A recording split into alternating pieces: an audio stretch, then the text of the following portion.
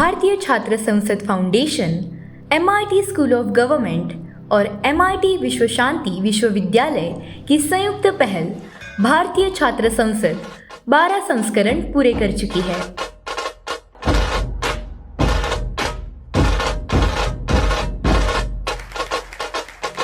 राजनीति में आने से पहले युवाओं को प्रशिक्षित से प्रेरित करने के उद्देश्य से आयोजित इस लोकतंत्र के त्योहार में पूरे देश से आए 12,000 से अधिक छात्र सहभागी हुए। विविध क्षेत्रों के जाने माने हस्तियों ने इस अवसर पर युवाओं का मार्गदर्शन किया।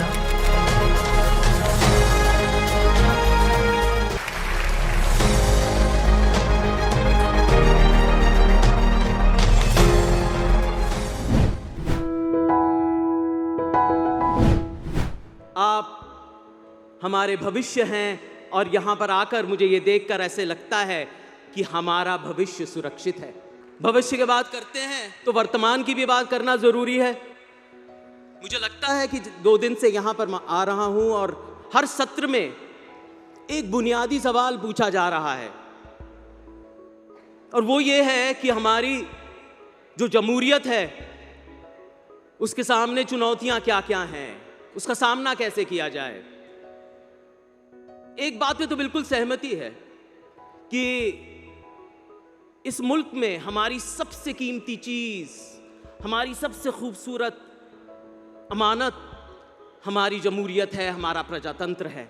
और उसके साथ साथ हमारी संसदीय प्रणाली, वो संवैधानिक संस्थाएं, वो मजहबों का एहतराम, वो विभिन्नता, वो विचित्रता, वो अभिव्यक्ति की आज़ादी, जिसका एक पहलू है वो चौथा स्तंभ जो आज का विषय है, आज की मीडिया, जो सच्चाई को, जो असलियत को, यथार्थ को दिखाने का दावा करती है, यही उसकी व्याख्या है, यही उसका वचन है। क्या वो कर पा रही है? ये सबसे बड़ा सवाल है। कभी कभी तो ऐसा लगता है ये चौथा स्तंभ डगमगा रहा है, एक भूकंप आ गई है। और कभी कभी तो ये दिखता है कि ये स्तंभ है ही नहीं, ये तो एक तिनका का ढेर है जो हवा आएगी तो बह जाएगा, बिखर जाएगा, उड़ जाएगा। जो दावे, जो वादे किए थे, ये कहा था कि जनतंत्र के पहरेदार हैं, हमारे ज़मीर के पहरेदार हैं, the gate keepers of our conscience. और अब लगता है कि उन्होंने ये जनतंत्र और अपना ज़मीर भी दांव पे लगा दिया है।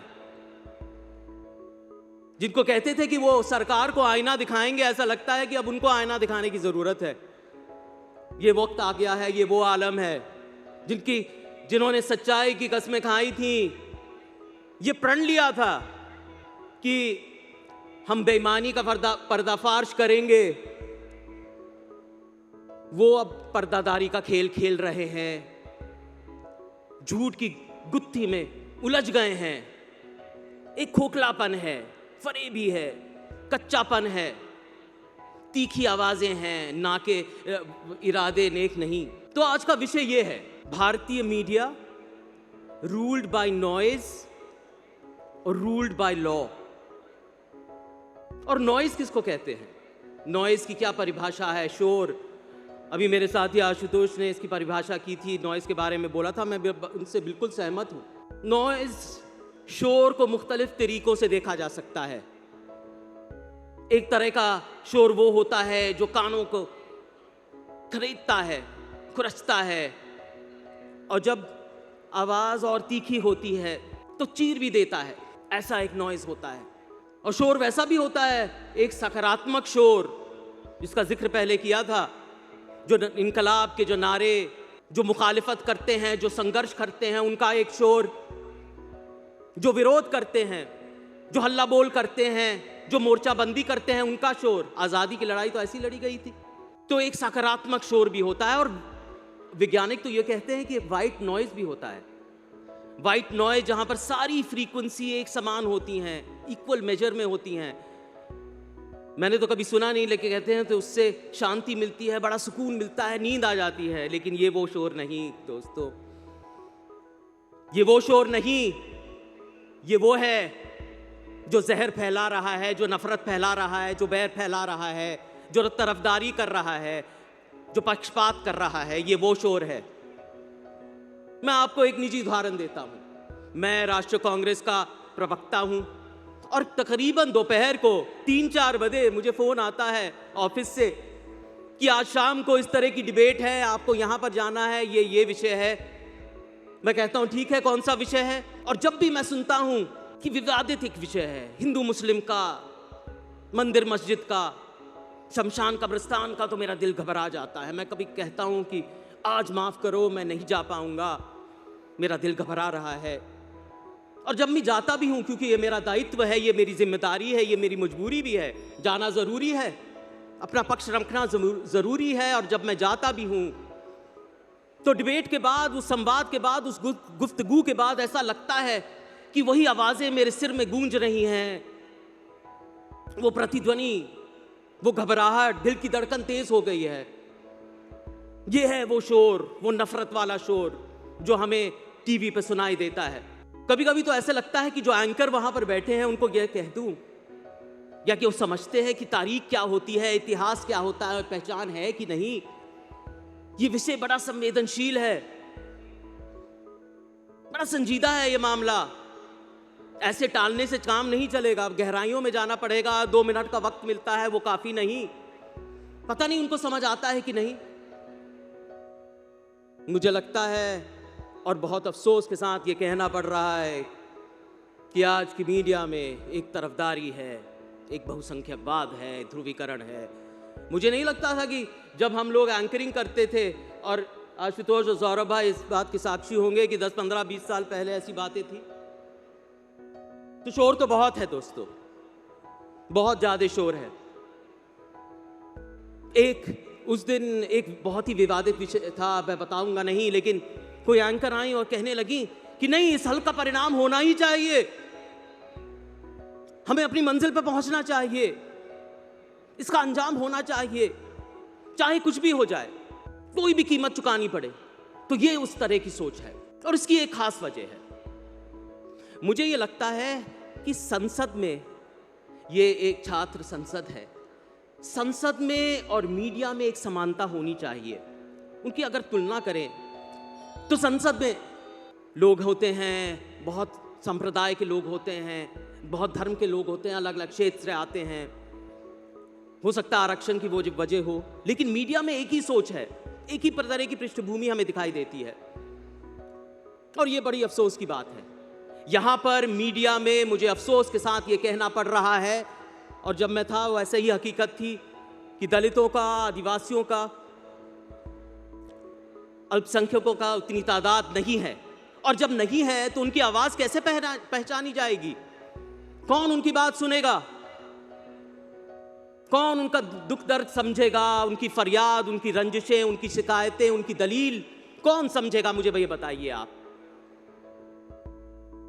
जो गरीब हैं, जो शोषित हैं, जिन पे अत्याचार किया जाता है, जो पटरी पे बैठ के सामान बेचते हैं, जो रेड़ी पे सब्जी बेचते हैं, जो जूता काटते हैं, जो दूसरों की गंदगी साफ करते हैं, उनकी आवाज कौन सुनेगा?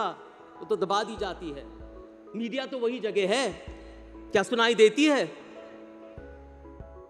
जो गरीब हैं, जो मोहताज हैं, जो महरूम हैं, जो समाज के पायदान में सबसे नीचे खड़े होते हैं, जो इंसानों के कतार में सबसे पीछे खड़े होते हैं, उनकी आवाज कौन सुनेगा? वो शोर हमें सुनना है, वो शोर की वो हमें एक चाहत है।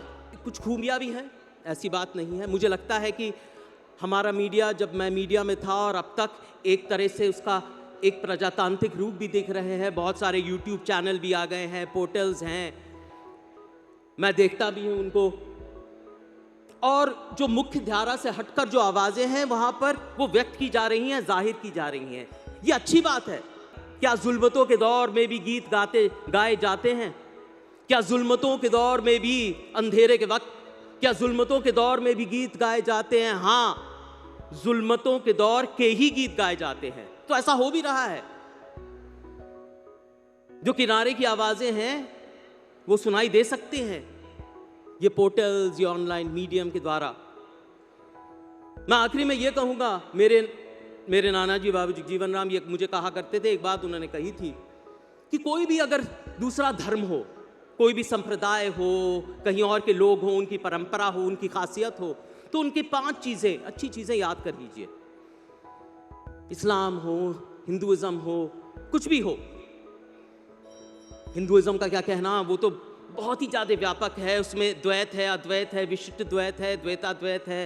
इसको याद कर लीजिए, दूसरों की रीति रिवाज, उनकी रिवायतें, उनकी परंपरा, उनकी संस्कृति, और अगर ऐसा कर लेंगे, अब इस्लाम के बारे में जान लेंगे, ला इलाहा इल्लल्लाह, कुरान क्या है, हदीस क्या है, सुन्ना क्या है, तो लगता है कि एक जो हमारा एक सपना था समाज का, एक समरसता का, सामाजिक न्याय का, वो साकार हो जाएगा। आखिरी में बस ये कहूँगा कि बहुत बहुत शुक्रिया, आप आए, आप सब लोग खुश रहें, आबाद रहें, सेहतमंद रहें, क्योंकि आप हमारा भविष्य हैं। बहुत बहुत शुक्रिया।